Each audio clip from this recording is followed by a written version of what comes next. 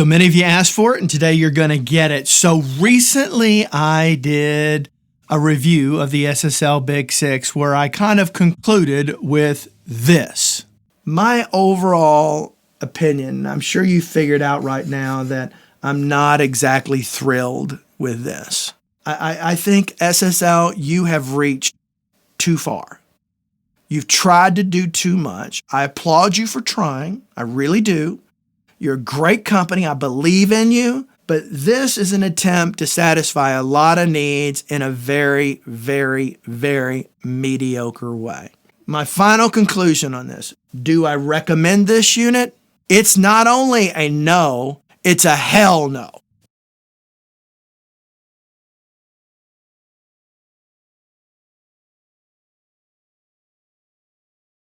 That was pretty harsh, wasn't it? But in my opinion, spot on. I'm sorry to say it. And for the record, I'm a huge fan of SSL. Huge fan. I just think no business can get everything right. And I think on this one, they got it wrong. That's just my 2 cents. This is just my opinion. It's one guy out there on the internet's opinion. You're always going to get my genuine opinion, my honest opinion about it. That's one of the things that I can always guarantee you here on this particular channel. So of course, the obvious questions at the conclusion of that down in the comments section below says, okay, Barry, it's obvious that you don't think that this is a wise spend of our money. And that's really what it's about. Is SSL Big Six the worst piece of equipment on the planet? No, but it is a wise choice. Is it a wise way in which to spend your money? Is there better ways to spend that and get more value? And I think there are. And today's video is going to be talking about that. I'm going to talk about various pieces of equipment that you can choose as options instead of buying the SSL Big Six to really help you make some solid improvements in your recording journey. Today, I'm going to talk to you about various pieces of gear as an option that you can possibly choose instead of buying the SSL Big Six. And so before I get started on that, let me talk about one specific thing. If you do choose to buy anything, if you buy an SSL Big Six or you buy any of these pieces of gear, or quite frankly, if you just need a mic cable, I have affiliate links down below to Sweetwater and Tommen.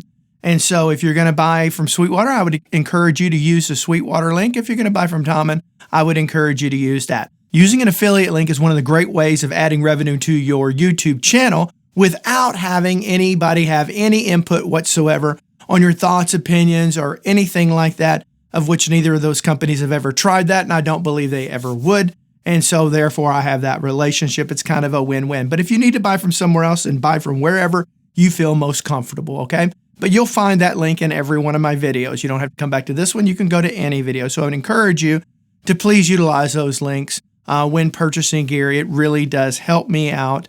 And if you appreciate the work I do for you, that's a way that you can, well, thank me. Now, back to the equipment. The first thing I need to say right out of the gate, and everybody needs to understand this, the SSL Big Six is trying to solve a lot of different people's needs. And one of the advantages that I got from making that video is in the comments below, I found all of the different ways everyone was using the Big Six, and they are varied tremendously.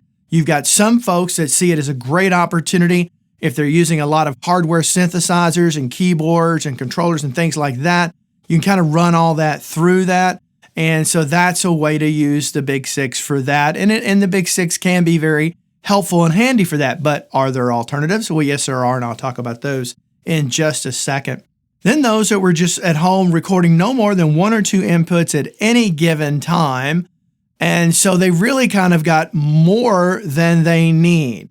And then you've got folks out there trying their best to use it as a quasi-summing mixer, which I found is about zero value to this unit. So again, I will remind you one more time of this. There is no one answer for everybody. So I thought I would give you a collection of various pieces of gear that accomplish many of the features that you can get with the SSL Big Six that you can use in combination with your plugins and everything else to generate some great sounding mixes. For me, I never recommend trying to find an all-in-one solution because I have always found that all-in-one solutions tend to make compromises somewhere along the way unless you're really spending a ton of money.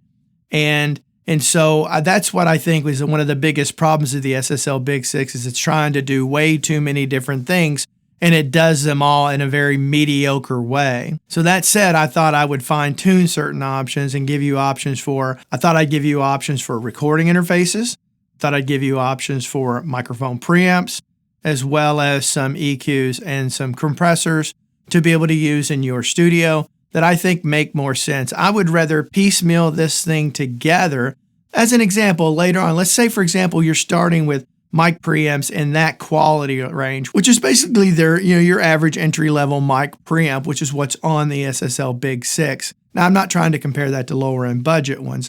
Now, for the record, I spent probably about 15 minutes putting this list together.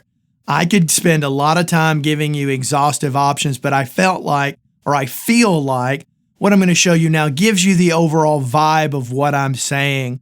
Put your components together individually versus trying to get a one-trick pony that does everything for you. That way is if you need to improve the quality of your preamp, the quality of your compressor, quality of your EQ as an example, you can just replace that one component and upgrade to a nicer sounding unit later on down the road, which you can't do when you box yourself in to something like the Big Six.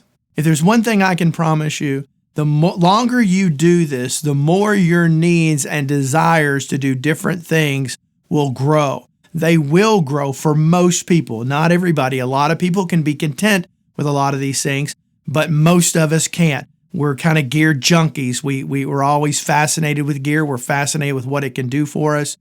We always have our dream pieces of gear. I know I have mine. You probably have yours.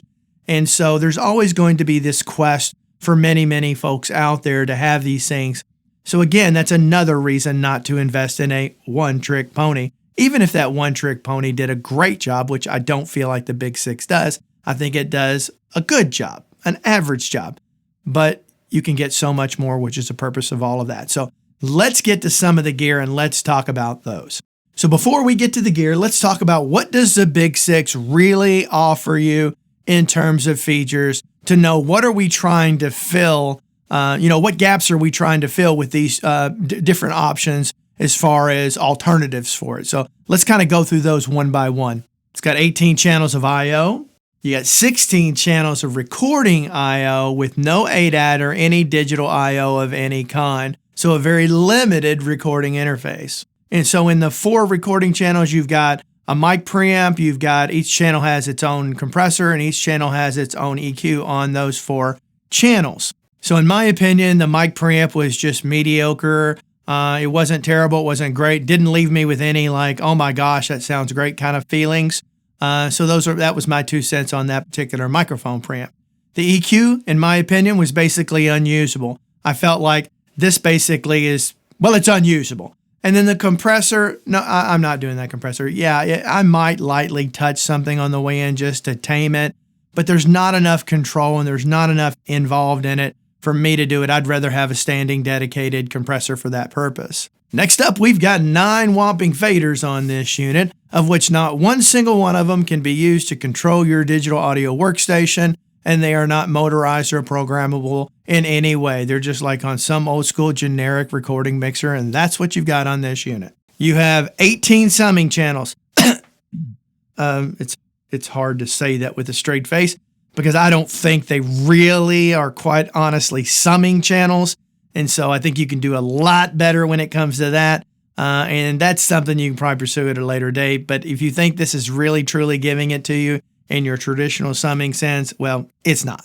And it's got a built-in bus compressor, which I thought was okay sounding, but honestly, no better than the plug-in. So I would just use the plug-in over that bus compressor that was built into the unit. But that's just me personally. There are some hardware alternatives out there. They're not very expensive, and I'll talk about a couple of those when I get into some of the gear here in a second. All right, so that's really what I'm trying to really solve a lot of those needs. I may not solve every one of them because every one of them necessarily, I'm not going to try to solve a summing issue as an example when I don't see this as a summing mixer, and a good quality summing mixer is going to be a pretty penny anyway. So I think that is kind of a moot point. The rest I'm going to solve, and the rest I'm going to offer you some alternatives to solve the majority of people's needs out there. So let's get into the gear and let's talk about those right now.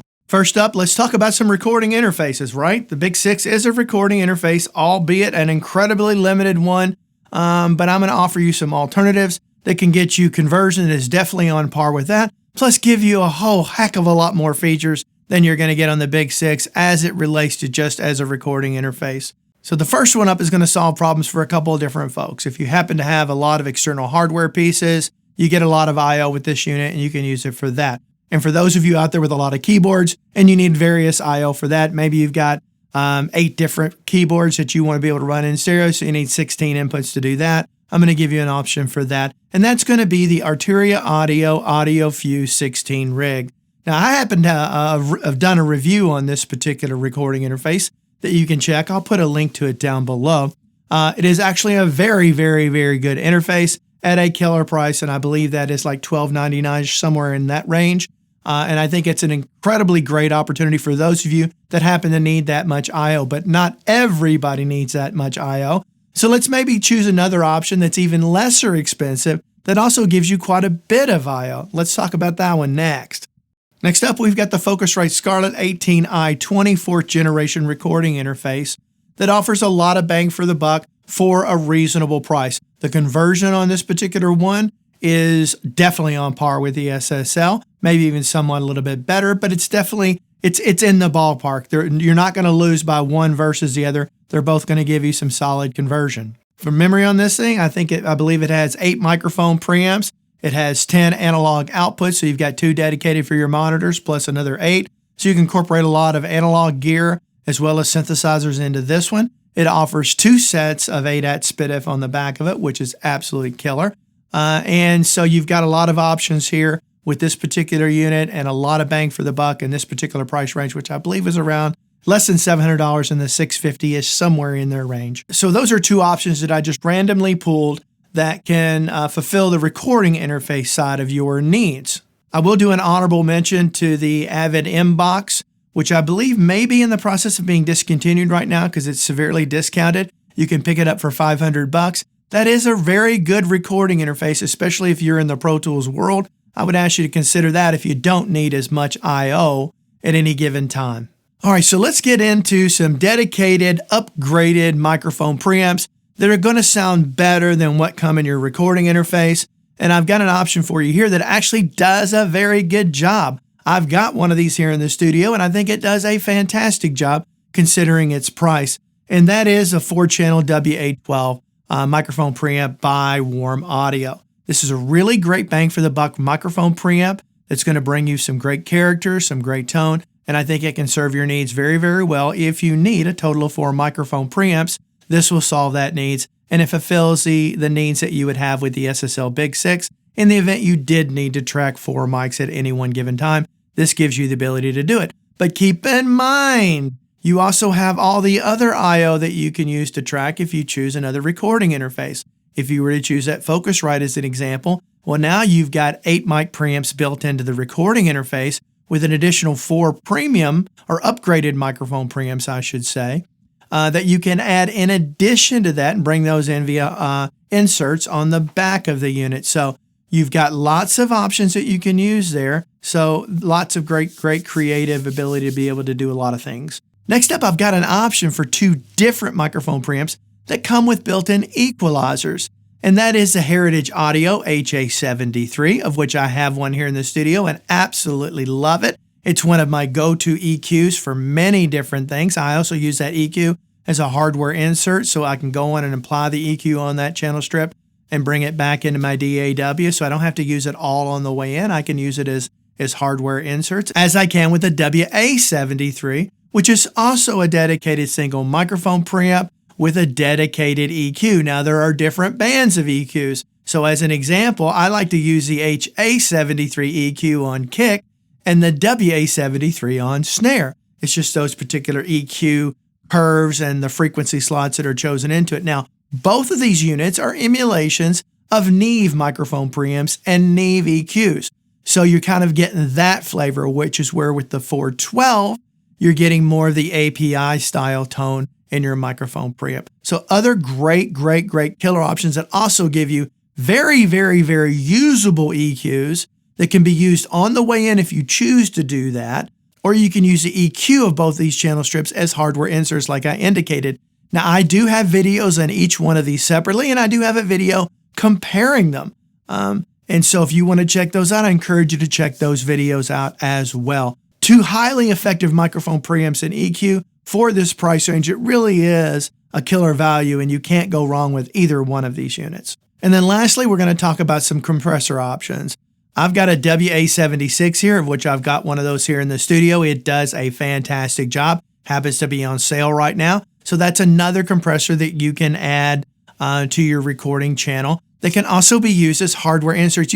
Are you getting the vibe of this? You've got multi-uses of these pieces of gear in a way where you're getting dedicated pieces that are dedicated towards a singular thing and being very good at that, because the odds are you're not going to need to run 16 things through a compressor at any given time.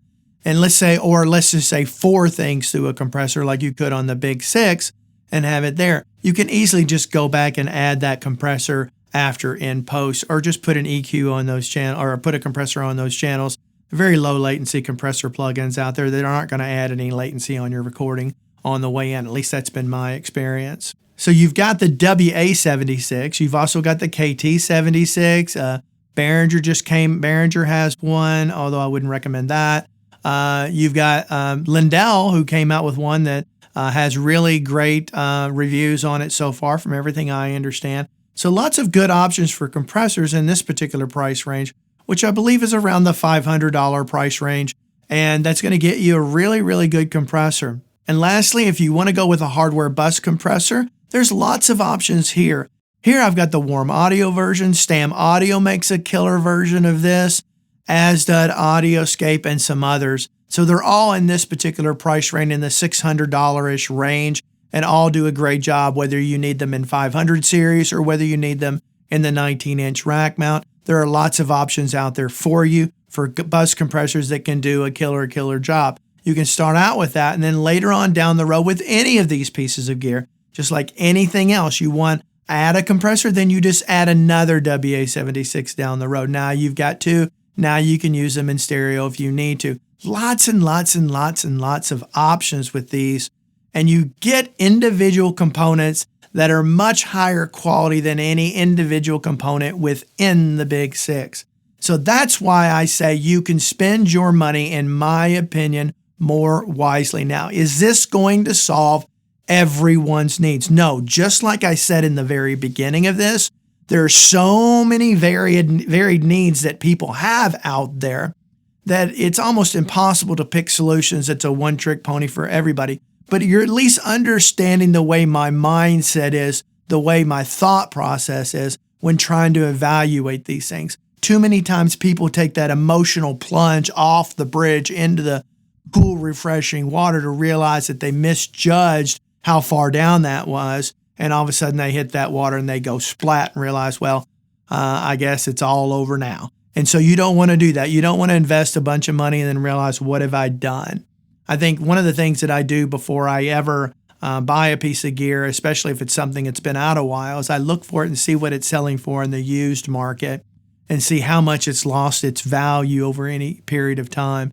And I think that will say a lot about a particular unit. So anyway, this is my opinion. It's one guy's opinion. It doesn't mean what the opinion I have is right for you.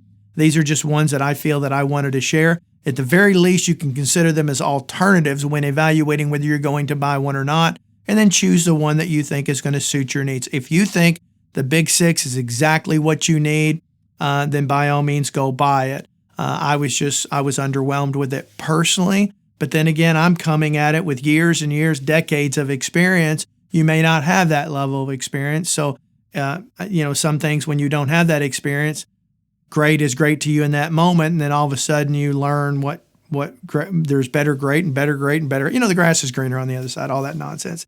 But anyway, these are just options for you to consider. So do me a favor. I can't wait to see the comments on this one. I'm sure they're going to be all across the board. I'm going to get mud slung at me and everything else, and I'm going to get a lot of people with a lot of questions. So regardless, know that I do these in an effort to really try to help all of you folks out there. Don't forget about those affiliate links. It really helps me, sustain this channel. Of course, like, subscribe, all that stuff. It really helps me keep growing. But until next time, don't forget to leave your comments down below. I hope every one of you have a great day. Bye-bye.